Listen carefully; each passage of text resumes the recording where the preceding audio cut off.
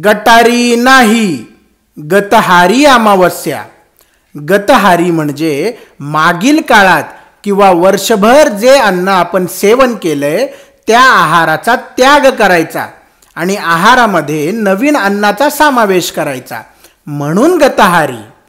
गतहारी अमावस्येच्या दुसऱ्या दिवशी श्रावण महिना सुरू होतो. श्रावण महिन्याला हिंदू धर्मात विशेष महत्त्व आणि म्हणूनच श्रावण महिन्यात अनेक प्रकारचे धार्मिक सण साजरे केले जातात, उपवास केले जातात, व्रतवैकल्य केले जातात.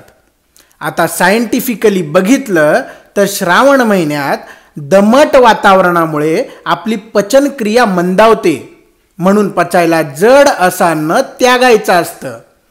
प्राणी आणि पक्ष्यांचा हा प्रजननाचा काळ. मासे सुद्धा ह्याच काळात मोठ्या प्रमाणात अंडी घालतात.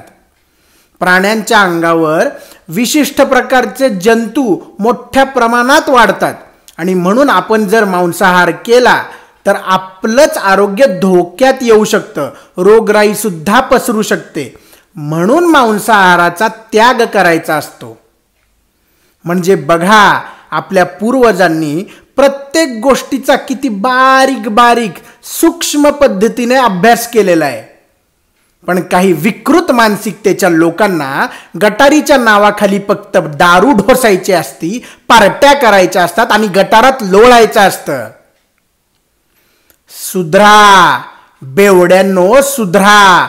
तुमच्या या अशा विकृत वागण्यामुळे आपलाच धर्म बदनाम होतोय, आपले सण खराब होत आहेत, आपल्याच सणांचं विद्रुपीकरण होतंय. त्यामुळे बेवड्यांनो, वेळीच सुधरा.